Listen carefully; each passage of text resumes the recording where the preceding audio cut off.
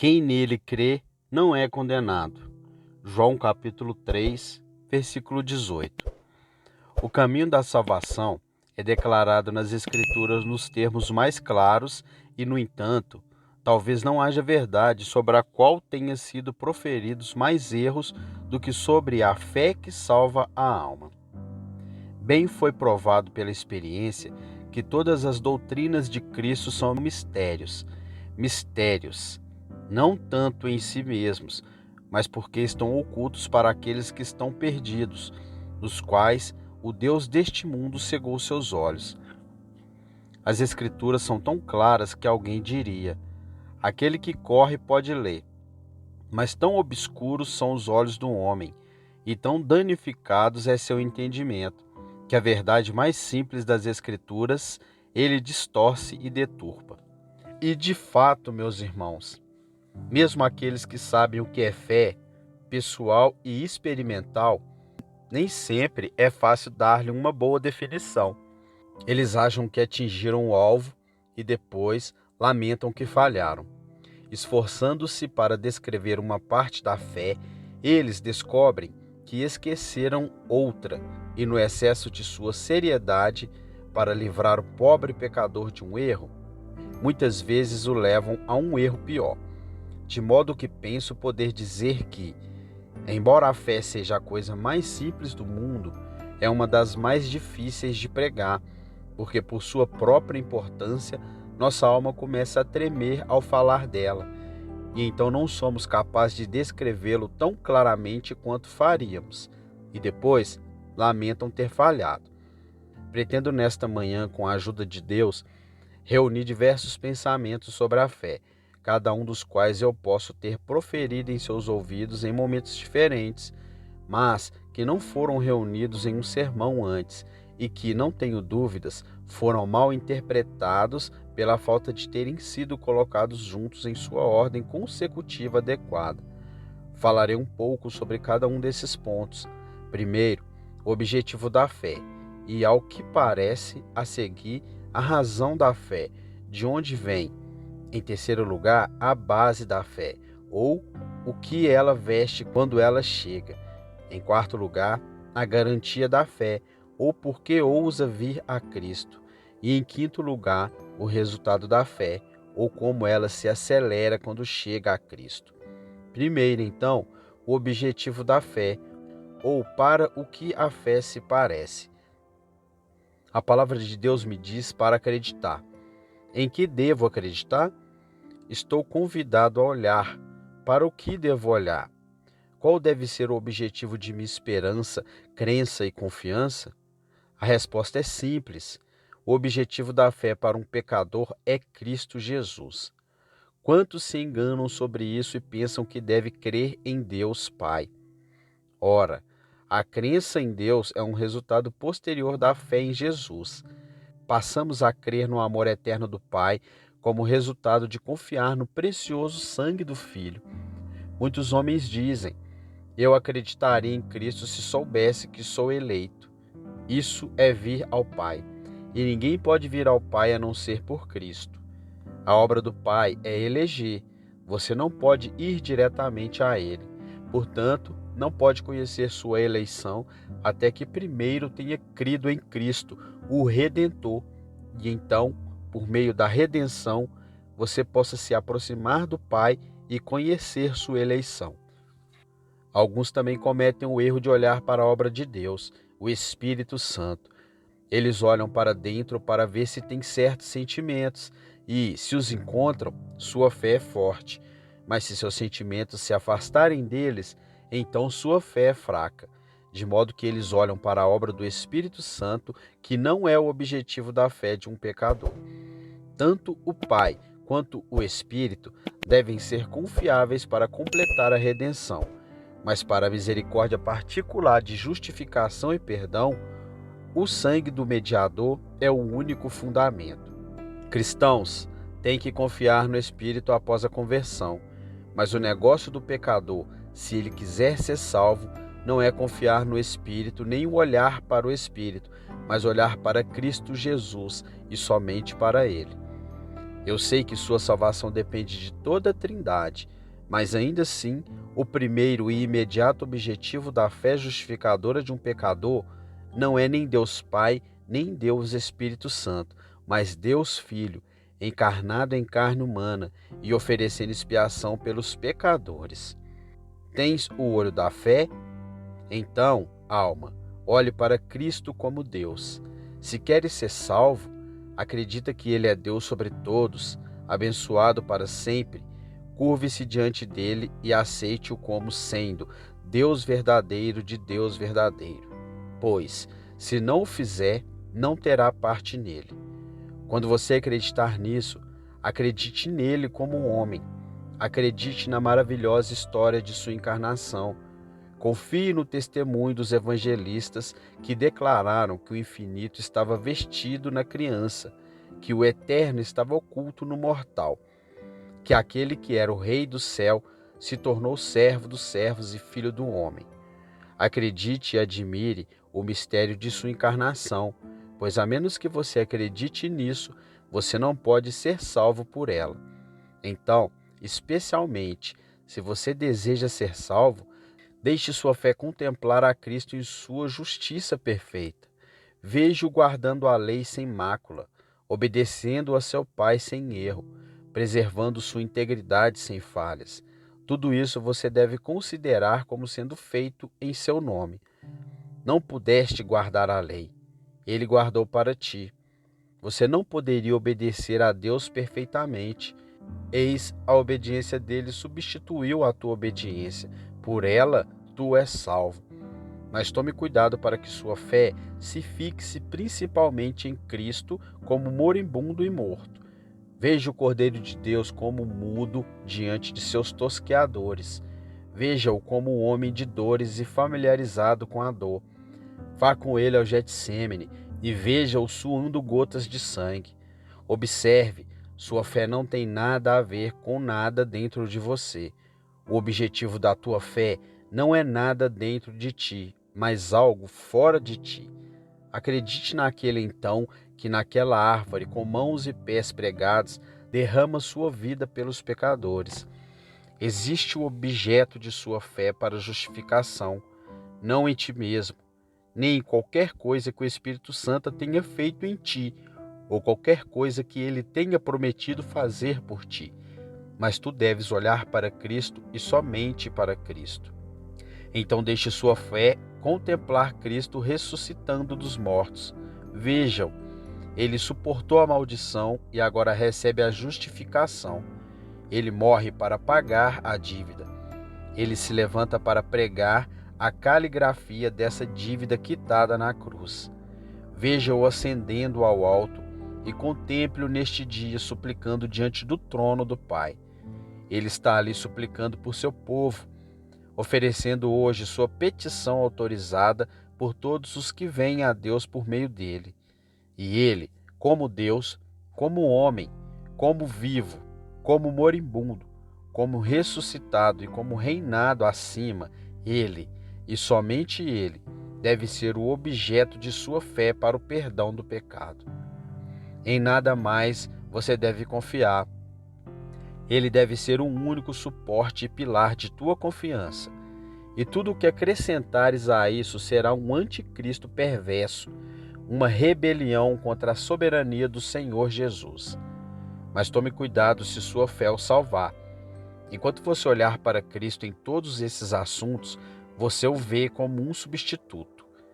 Essa doutrina da substituição é tão essencial para todo o plano de salvação que devo explicá-la aqui pela milésima vez. Deus é justo. Ele deve punir o pecado.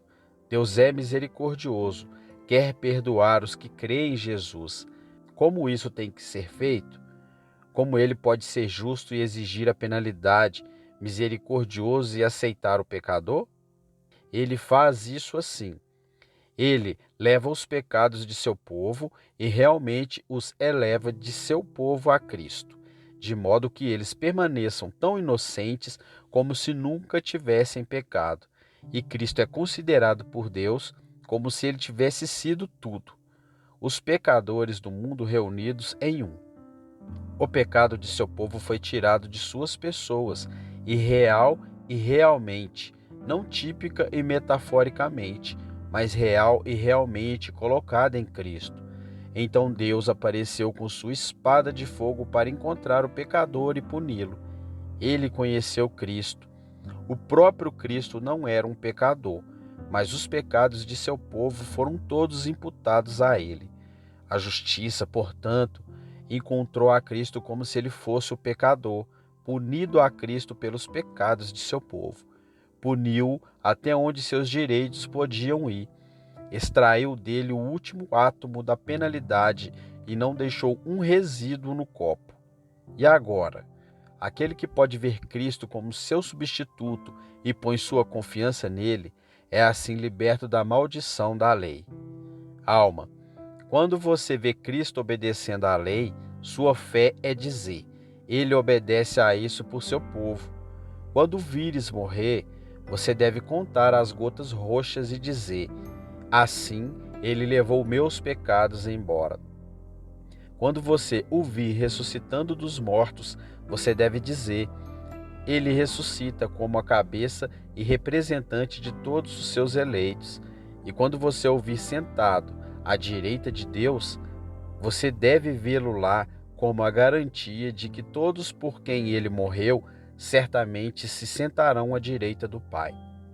Aprenda a olhar para Cristo como estando à vista de Deus, como se ele fosse o pecador. Nele não havia pecado.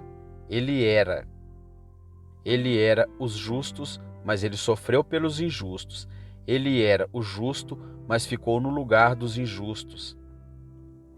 E tudo o que os injustos deveriam ter suportado, Cristo suportou uma vez por todas e perdoou seus pecados para sempre pelo sacrifício de si mesmo.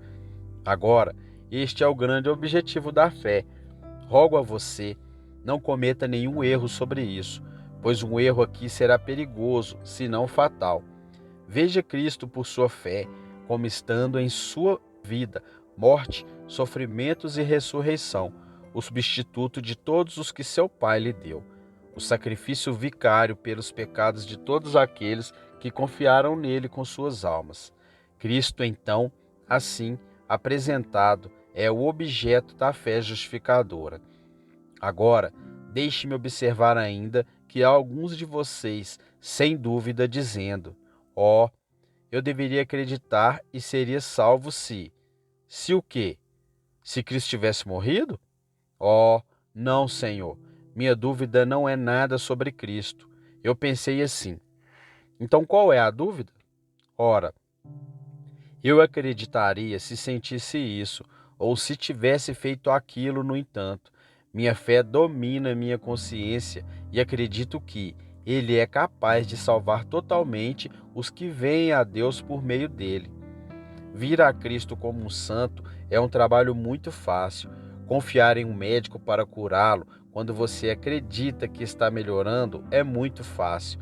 Mas confiar em seu médico quando você sente como se a sentença de morte estivesse em seu corpo, suportar quando a doença está crescendo na própria pele e quando a úlcera está acumulando seu veneno, acreditar mesmo assim na eficácia do remédio, medicina, isso é fé. E assim, quando o pecado obtém o domínio sobre você, quando você sente que a lei o condena, então, mesmo assim, como um pecador, confiar em Cristo, este é o feito mais ousado em todo o mundo.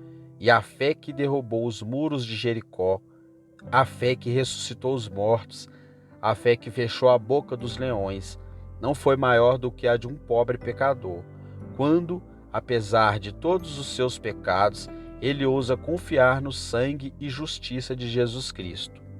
Faça isso, alma. Então você será salvo, seja quem for. O objeto da fé, então, é Cristo como o substituto dos pecadores. Deus em Cristo, mas não Deus à parte de Cristo, nem qualquer obra do Espírito, mas somente a obra de Jesus deve ser vista por você como o fundamento de sua esperança. Agora, em segundo lugar, a razão da fé, ou por que alguém crê e de onde vem sua fé? A fé vem pelo ouvir, certo, mas nem todos os homens ouvem e muitos ainda não permanecem incrédulos. Como então alguém vem por sua fé? Para sua própria experiência, sua fé vem como resultado de um sentimento de necessidade. Ele sente que precisa de um Salvador. Ele descobre que Cristo é exatamente o Salvador que ele deseja e, portanto, porque ele não pode ajudar a si mesmo, ele acredita em Jesus. Não tendo nada próprio, ele sente que deve aceitar a Cristo ou então perecer e, portanto, ele o faz porque não pode deixar de fazê-lo. Ele é levado a um canto e há apenas uma maneira de escapar, a saber, pela justiça de outro, pois ele sente que não pode escapar por quaisquer boas ações ou sofrimentos próprios, e ele vem a Cristo e se humilha, porque não pode viver sem Cristo e deve perecer, a menos que se apodere dele. Mas, voltando ainda mais à questão, de onde esse homem tira seu senso de necessidade? Como é que ele, em vez de outros, sente sua necessidade de Cristo? É certo que ele não tem mais necessidade de Cristo do que os outros homens. Como ele sabe, então, que está perdido e arruinado? Como é que ele é levado pelo sentimento de ruína a se apegar a Cristo, o restaurador? A resposta é: este é o dom de Deus. Esta é a obra do Espírito. Ninguém vem a Cristo a menos que o Espírito o atrai. O Espírito atrai os homens a Cristo, encerrando-os sob a lei com a convicção de que, se não vierem a Cristo, perecerão. Então, por pura pressão do tempo, eles viraram e correram para este ponto celestial. A salvação por Cristo é tão desagradável para nossa mente carnal, tão inconsistente com o nosso amor pelo mérito humano, que nunca tomaríamos Cristo como nosso tudo em tudo, se o Espírito não nos convencesse de que não somos nada, e não então compele-nos a lançar mão de Cristo. Mas então, a questão vai ainda mais longe. Como é que o Espírito de Deus ensina a alguns homens suas necessidades e não a outros homens? Porque alguns de vocês foram levados por seu senso de necessidade de Cristo, enquanto outros continuam em sua justiça própria e perecem? Não há resposta a ser dada a não ser esta: sim, Pai, porque assim pareceu bem aos teus olhos. Chega finalmente a soberania divina. O Senhor escondeu essas coisas aos sábios e prudentes e as revelou aos pequeninos. De acordo com a maneira como Cristo colocou: minhas ovelhas ouçam a minha voz. Não credes porque não sois das minhas ovelhas, como já vos disse. Alguns teólogos gostariam de ler isso. Vocês não são minhas ovelhas, a menos que estejam escritos naquele livro eterno, no qual Deus certamente gravou os nomes de seus escolhidos. Então, acho que não devo ser mal interpretado neste ponto, que a razão da fé, ou porque os homens acreditam, é o amor eletivo de Deus operando por meio do Espírito por um senso de necessidade e assim trazendo-os a Cristo Jesus. Mas agora vou querer sua atenção cuidadosa enquanto chego a outro ponto, sobre o qual você, talvez, pense que eu me contradigo, ou seja, a base da fé do pecador, ou em que base ele ousa acreditar no Senhor Jesus Cristo. Meus queridos amigos, já disse que nenhum homem acreditará em Jesus a menos que sinta a necessidade dele. Mas você muitas vezes me ouviu dizer, e repito novamente, que não venho a Cristo alegando que sinto minha necessidade dele. Minha razão para crer em Cristo não é que eu sinta minha necessidade dele, mas que eu tenha uma necessidade dele. A base sobre a qual um homem vem a Jesus não é como um pecador sensato, mas como um pecador e nada além de um pecador. Ele não virá a menos que seja acordado, mas quando ele vem, ele não diz: Senhor, venho a ti porque sou um pecador desperto, salva-me. Mas ele diz: Senhor, sou um pecador, salva-me. Não sei despertar, mas sua condição de pecador é o método e o plano que ele ousa seguir. Você talvez perceba o que quero dizer, pois não posso me explicar exatamente agora.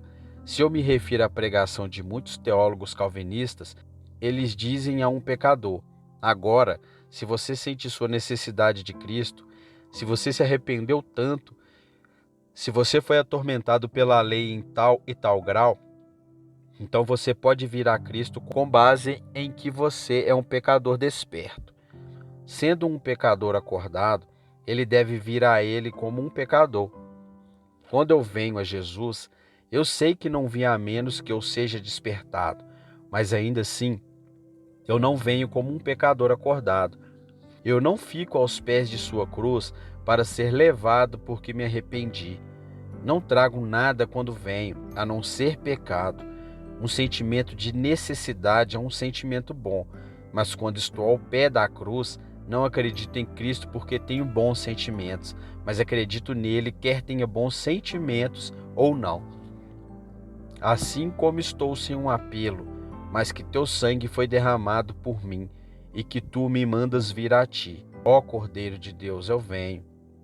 Mister Roger, Mister Shepherd, Mister Flavel, nada trago em minhas mãos, simplesmente à tua cruz eu me apego. Nua, procuro em ti um vestido, desamparado, venho a ti em busca de graça. Preto, o suficiente, disse o velho, vou para a fonte, lava-me, Salvador, ou morro. Fé é sair de si mesmo e entrar em Cristo. Eu sei que muitas centenas de pobres almas foram perturbadas porque o ministro disse: se você sentir sua necessidade, pode vir a Cristo. Mas, dizem eles, não sinto minha necessidade o suficiente. Tenho certeza de que não. Muitas cartas recebi de pobres consciências perturbadas que disseram: eu me aventuraria a acreditar em Cristo para me salvar se eu tivesse uma consciência sensível, se eu tivesse um coração mole. Mas, ó, meu coração é como uma rocha de gelo, que não vai derreter. Não posso sentir como gostaria de sentir e, portanto, não devo acreditar em Jesus. Ó, para baixo com isso, para baixo com isso. É um perverso anticristo, é o papismo plano. Não é o seu coração mole que lhe dá o direito de acreditar. Você deve acreditar em Cristo para renovar seu coração duro e ir a Ele sem nada sobre você, exceto pecado. O motivo pelo qual um pecador vem a Cristo é que ele é negro, que ele está morto, e não que ele sabia que está morto, que ele está perdido, e não que ele sabia que está perdido. Eu sei que ele não virá a menos que saiba disso, mas esse não é o terreno pelo qual ele vem. É a razão secreta porque, mas não é o fundamento público positivo que ele entende. Aqui estava eu, ano após ano, com medo de vir a Cristo porque achava que não sentia o suficiente, e eu costumava ler aquele hino de Cowper sobre ser insensível como aço. Se algo é sentido, é apenas dor, para descobrir que não posso sentir. Quando acreditei em Cristo, pensei que não sentia nada. Agora, quando olho para trás, descubro que senti o tempo todo de maneira mais aguda e intensa, e acima de tudo, porque pensei que não sentia. Geralmente, as pessoas que mais se arrependem pensam que são impenitentes, e as pessoas sentem mais suas necessidades quando pensam que não sentem nada, pois não somos juízes de nossos sentimentos e, portanto, o convite do Evangelho não é colocado com base em qualquer coisa da qual possamos ser um juiz. É colocado no terreno de sermos pecadores e nada além de pecadores. Bem, diz alguém, mas diz: vinde a mim todos vós que estáis cansados e oprimidos, e eu vos aliviarei. Então devemos estar cansados e oprimidos. Só então. Assim está no texto. Mas aí tem outro. Como cansado e sobrecarregado, mas é feito para eles como vindo a Cristo. Eles não sabiam que estavam cansados e sobrecarregados quando chegaram. Eles pensavam que não. Eles realmente estavam. Mas parte de seu cansaço era que eles não podiam estar tão cansados quanto gostariam de estar. E parte de sua carga era que eles não sentiam sua carga o suficiente. Eles vieram a Cristo exatamente como estavam, e ele os salvou, não porque houvesse algum mérito em seu cansaço ou qualquer eficácia em estarem sobrecarregados, mas ele os salvou como pecadores e nada além de pecadores. Então eles foram lavados em seu sangue purificado. Meu querido ouvinte, deixe-me colocar esta verdade em você.